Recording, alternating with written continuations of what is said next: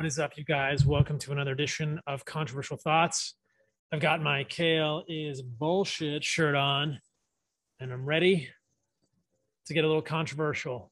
I think that one of the most controversial things that I've talked about in the last year is not COVID, but fructose, and why I don't fear fructose. And so in this video, I want to counter much of the fructose fear mongering that I think happens in the nutrition communities. Now, not everybody does this, but there are definitely people in the carnivore community and the ketogenic community who love to cite studies that are done in mice, done with hypercaloric ingestion of fructose, or done with other poor study designs of fructose that cause major problems, and use these to advance the hypothesis or advance the idea that fructose is harmful for humans. If you guys listen to the debate that I did with Stephen Gundry, he's no fan of fructose, and he used studies like this one to prove his point or to corroborate his point. And I want to show you guys why studies like this really, I don't think, are super relevant and why they can be quite misleading. So this first study is about fructose versus glucose sweetened beverages, increasing visceral adipose and lipids, and decreases insulin sensitivity in overweight and obese humans. And so what you can see is that in this study, which was 10 weeks of glucose consumption and fructose consumption with glucose or fructose sweetened beverages providing 25% of energy requirements, which is quite a bit, there were some negative changes in these individuals. And many will use studies like this to say that, see, fructose is bad for humans, glucose, not so bad, but we should not be eating fruit. We should not be eating honey. And this is a problem. Now, I have many problems with this way of thinking. The primary issue here is that this is nutritional reductionism. And I challenged Stephen Gundry and I said, show me a study that shows negative metabolic outcomes with fruit or honey. And he was unable to do that. He never responded to email, although we talk all the time. So there are not studies. There are not a ton of studies done with fruit. There's a few that I'm going to show you, and there are definitely studies done with honey, and they don't show this in any way, shape, or form in the same manner. So this is nutritional reductionism. This is the type of thing that we try and counter when we're thinking about animal-based diets or other types of diets, and yet it's being levied by the same people in the communities, both ketogenic and carnivore communities, and I think it's unfortunate. Simply put, I think this type of thinking is, you get the idea if you're watching the video. Anyway, let's just start with all of these principles from first principles, thinking about what we've eaten for millions of years as humans. When I spent time with the Hadza, they loved honey.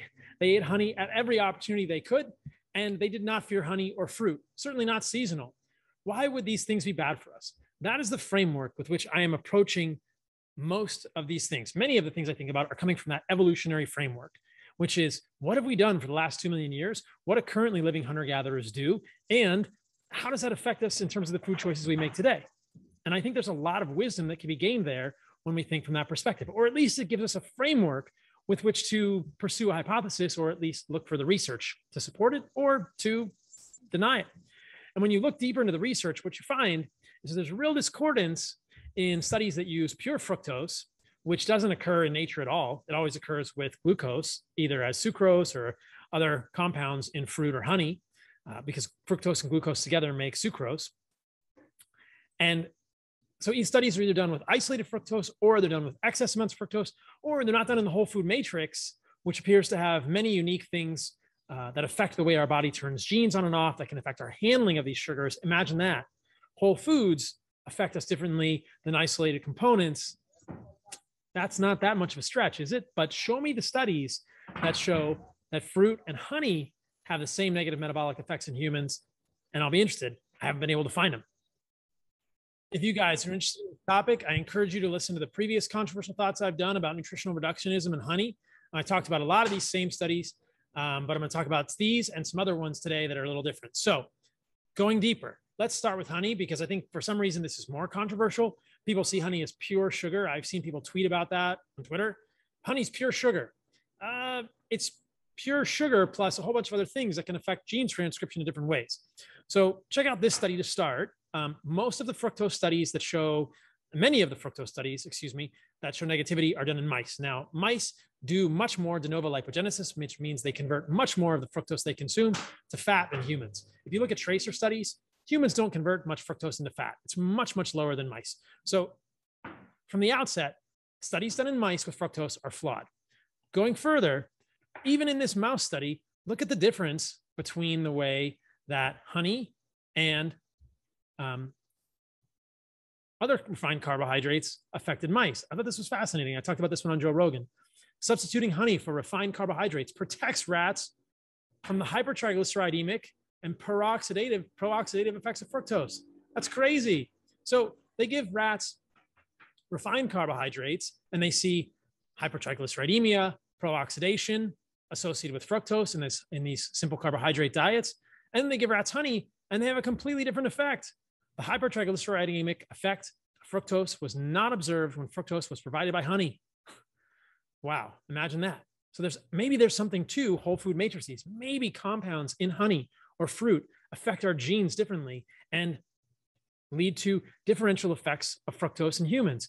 This is what we've been doing for millions of years of evolution. Again, I don't think these foods have been our main source of nutrition, and we've always selected animal foods and animal organs as the most valuable foods. And certainly kale is bullshit, and these type of leaves were very, very low down on our hierarchy of foods that we were consuming evolutionarily. But we certainly consume some fruit, and I think that doesn't make a whole lot of sense that any of that would be that bad for us, unless you are thinking like a nutritional reductionist. Okay, let's look at a few more studies with honey, then I'll move into fruit. So this one is quite interesting. This one is looking at honey and sham honey. So natural honey lowers plasma glucose, C-reactive protein, homocysteine, and blood lipids in healthy diabetic and hyperlipidemic subjects. They compared it with dextrose and sugar, dextrose and sucrose, dextrose being a polymer of glucose, sucrose being a disaccharide of glucose and fructose together. In patients with hypertriglyceridemia, which is a pretty good metric for a proxy for metabolic dysfunction, artificial honey increased triglycerides, while honey decreased triglycerides. They had sham honey, which is sucrose at the same amount that you're going to find in regular honey, while pure honey decreased triglycerides. Isn't that fascinating? This is akin to what we find with the mouse studies, where sham honey or refined carbohydrates is going to do different things than real honey. And I think that the clear hypothesis here is that there are compounds in honey that are affecting our genes that give our body information, and that we're handling this fructose totally differently, and that it's never seen in isolation in nature. So that's interesting. One more with honey. So this one is quite interesting as well, and I discuss it in more detail in the controversial thoughts video about nutritional reductionism, but honey increased saliva, plasma, and urine content of total nitrite concentrations in normal individuals. So this was fascinating to me when I went down this rabbit hole. And what I realized was that raw, dark, organic honey is much better than processed honey or bleached honey or lighter colored honey, because it affects these nitrite precursors in humans. And that's a good thing. You want nitric oxide. If you've listened to the conversation I did with Malcolm Kendrick, you know that nitric oxide is intimately connected with endothelial health. And this is a huge part of what makes us have healthy vasculature in humans. And look, here is a raw organic honey, especially the darker honeys, having very positive effects in this regard. When I've challenged people like Stephen Gundry with this stuff, they don't really have anything to say in response. I don't know what to say. I do want to also share one other study done in mice and rat models, but it is an interesting jumping off point for connected hypotheses about what might be going on here. But as you can see here, citrulline, which is an amino acid found primarily in meat and organs, and non-essential amino acids, things other than valine, isovaline, leucine, were preventive of fructose-induced non-alcoholic fatty liver disease in rats when they were challenged with fructose. So that's fascinating, that nutrients found in meat, organs could abrogate the fructose-induced liver damage in rats. So again, there's nutrient signaling going on to other genes that can change the way certain macronutrients like fructose might affect rat livers and potentially human livers. Imagine that. Maybe a hypothesis here is that if you're getting lots of citrulline, non-essential amino acids because you're eating enough animal foods, because you're having a successful hunt, these things aren't bad for you in the first place, it's interesting to consider. Not something that many of the fructose beer mongers have discussed either. As we move into the consideration of studies with fruit, there are a wide variety of things that have been done in this regard. We don't have all of the endpoints that I wish we had, but there are some quite interesting studies. Now, this first one is actually a combination of fruit and vegetables. Unfortunately, these are always grouped together by researchers, which I think muddies the results, and people will say what they will about this study. But in this study, which is called the Fruvedomic pilot study, they were able to lower circulating ceramides, which are a marker of metabolic dysfunction in young adults, when they increased their overall intake of fruit and vegetables for 8 weeks. They had decreased waist circumference, systolic blood pressure, circulating cholesterol. Lipidomics revealed that the nutritional intervention can lower circulating ceramides, including C24 ceramide, a known inhibitor of insulin signaling. So fascinating that a trial here seemed to point in the direction of significantly improving metabolic syndrome with the inclusion of both fruit and vegetables. Detractors may argue that it was the vegetables that helped and potentially covered over the detriment of fruit in this study. But if you look at large collections, meta-analyses of studies like this one, what you will find is that there are many, many studies that have been done, including fruit or fruit extracts, which did not have negative effects on inflammation was the main thing that was studied. So you can see, for instance, in this one, Guo, 2014, randomized controlled trial. There were 44 obese individuals aged 18 to 25. They had 250 milliliters of either barberry juice or placebo twice daily for 4 weeks. They had a decreased level of TNF alpha and IL-8. Now, 250 milliliters of barberry juice is a significant amount of fruit juice. Let's look at this one. Carlson, 2010 in the USA, an RCT, 62 patients at risk of CVD. 330 milliliters of bilberry juice or water for 4 weeks a day. They had decreased plasma concentrations of CRP, IL-6, IL-15, and no change in their biomarkers. In this study, TNF alpha went up. Let's look at this next one. Finland, RCT, metabolic syndrome, 27 patients. A diet rich in blueberries, 400 grams of fresh blueberries, 400 grams of fresh blueberries, or a control diet for 8 weeks. That's a lot of blueberries, guys. That's almost a pound. Decreased serum HSRP, IL-6, and IL-12. Clearly, the fructose was not creating inflammation in these people. So you can look through this meta-analysis if you'd like. There's a number of trials here. They do have varying results, but the majority are showing either no change in plasma blood levels of things like CRP. Here's 92 grams of grape powder.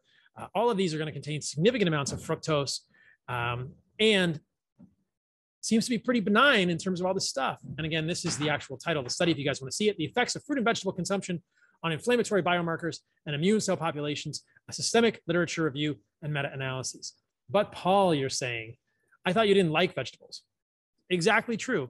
I'm not a huge fan of vegetables. And the meta-analysis breaks it down, whether they were doing a fruit intervention or a vegetable intervention. And I think it's actually very interesting to look at the fruit interventions versus the vegetable interventions. So the proponents of this, or the detractors of fructose, might say, well, it's all the polyphenols in the fruit that's creating the beneficial effect. Well, regardless of what it is, we can argue all day till we're blueberry in the face about whether it's polyphenols, but fructose in the form of fruit, 400 grams of blueberries a day, did not increase inflammatory markers in that population in that one study that I showed you. So I'm not sure where the detriment of this fruit is being shown by individuals, because I've never had anybody send me a study in which more fruit was included in the diet and there were negative metabolic consequences. In fact, most of these have either no change or improved metabolic consequences, and either no change or improved inflammatory markers with significant consumption of fruit containing fructose. So let's return to the first principle, which is, why would something that we've been eating preferentially, that's eaten today by hunter-gatherers preferentially, which is why we can make the statement that we've been eating this preferentially for millions of years, be bad for us? And are we falling prey to nutritional reductionism done with mouse studies or done with isolated fructose studies, which may not have the same effects in the human body, and then that's being conflated with actual evolutionarily consistent consumption of fruits or honey, which helps a lot of people who end up with electrolyte deficiencies, thyroid abnormalities, heart palpitations when they go straight carnivore and they don't have any carbohydrates. If you are thriving on a carnivore diet, I love it. I love it. That's why I wrote my book. That's why I wrote the Carnivore Code. And if you read the Carnivore Code and you look at the material that I present, I don't just say don't eat any plants. I'm saying for some people, consider the fact that there's a spectrum of plant toxicity. That's what animal-based diet is all about. It gives people a lot more freedom, because ultimately what I want, and then I think what many people in the space want, is for you to feel better and the people you love to have a higher quality of life. And dogmatic thinking gets in the way of that. That's all I'm going to say about that. I don't like getting caught up in discussions of what is or isn't carnivore. I think that's completely useless. I want to know what's evolutionarily consistent for humans and what helps us thrive. End of story there. All right, a few more studies, then I'll wrap this one up. I want to talk about a few studies that were done in obese individuals with significant amounts of either higher protein or carbohydrate diets. This is the effects of diets high in protein or carbohydrates on inflammatory markers in overweight subjects. Can you imagine what happens here? Dietary carbohydrate protein has no effect on inflammatory markers, but the study confirmed that body fatness is positively associated with levels of CRP. Imagine that. If you're obese, you have a higher CRP, but you can either have a high carbohydrate diet, apostasy, that's heresy, or a high protein diet, and it doesn't affect your inflammatory markers. That's not that surprising, guys. I definitely think you're going to get better nutrients in your diet overall if you have a higher protein diet with more meat and especially more organs. If you don't have enough organs in your diet, you should definitely check us out at heartandsoil.co. We're doing Animal-Based 30 this month. It's amazing. Go to animalbased3030.com to sign up. It's free. There's a 30-page ebook about animal-based diets, which again, I think are an amazing step. For most people, it's the way that I eat. I definitely ate a fully carnivore diet. I was a dogmatic carnivore for a year and a half, guys. And then I just didn't feel good. And my electrolytes were all jacked up. And then I did a crazy thing. I ate some honey and fruit and I felt way better. Does it mean that I'm invalidating a carnivore diet? No, it just didn't work great for me. But so many of the principles that you think about in a carnivore diet are applicable, because so many people still think that kale and broccoli, which are bullshit, are great for humans. And they're not. Popeye was full of shit. That's what I'm telling you. It's full of shit. You've been sold the wrong thing. Vegetables, you don't need them as humans. You can get everything you need from meat and organs, and maybe a little bit of fruit and honey if you're not doing that well with low carb. Don't be dogmatic. Do what works. Join us for Animal-Based 30 this month, animalbased30.com. Check us out at heartandsoil.co. If you need more desiccated organs in your life, if you need more organs, you don't want to eat them, get desiccated organs. We just released whole package. It's amazing. It's got testicle. We released her package, which is crushing it. Ovary, uterus, fallopian tubes for women. Can't say enough about these new supplements, guys. I love them. All right. Last couple studies to wrap up. Randomized controlled trial of changes in dietary carbohydrate to fat ratio and simple versus complex carbohydrates on body weight and blood lipids, the Carmen study. Well, we all know that simple carbohydrates are bad, right? Wrong. Our findings suggest that reduction in fat intake results in modest but significant reduction in body weight and body fatness. That's okay. That might be because it's decreasing calories. The concomitant increases in either simple or complex carbohydrates did not indicate significant differences in weight changes.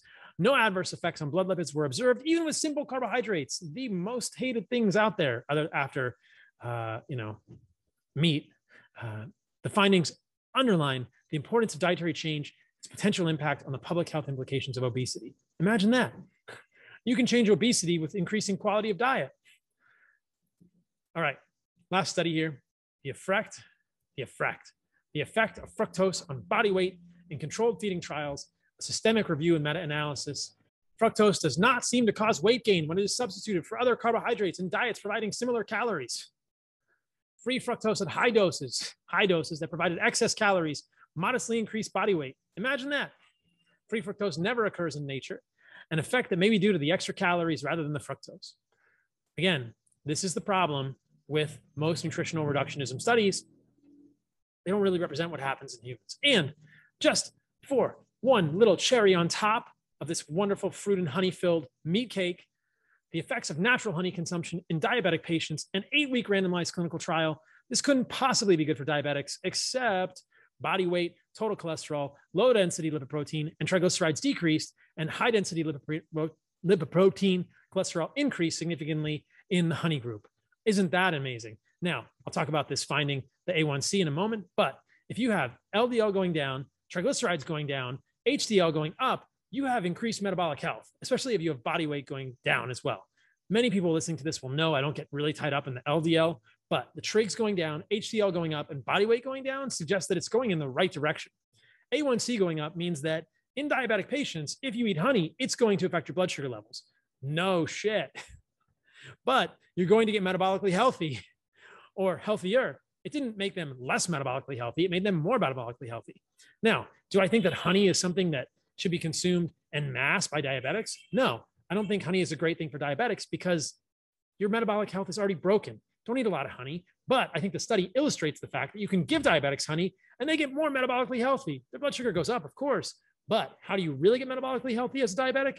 You avoid seed oils, which I think are the main thing that breaks your adipocytes, your fat cells, causes them to release tons of non-esterified fatty acids, which is the basis of metabolic dysfunction. I've covered that in many videos in the past. I've gone on way too long in this video. Hopefully this helps to drive home the point that fructose is not something to fear when it's in whole food form, guys. You can eat fructose with meat all you want. You can eat bananas. You can eat honey. And you should do a CGM with NutriSense. I'm going to do a second podcast with the folks from NutriSense and talk about continuous glucose monitors. You can do it to prove it to yourself. You can also do fasting insulin levels like I've done on myself and see that all these metabolic health markers get better or stay the same. They don't get worse. So all these studies people are going to show you about fructose being bad, first ask yourself, is it done in rats and mice who have increased de novo lipogenesis? Is it isolated fructose? Is it a massive dose? Is it hypercaloric?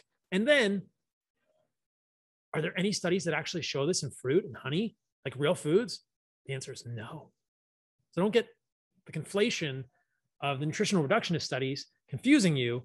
Ultimately, do what works for you and thrive and enjoy your life. Love you guys. Stay radical.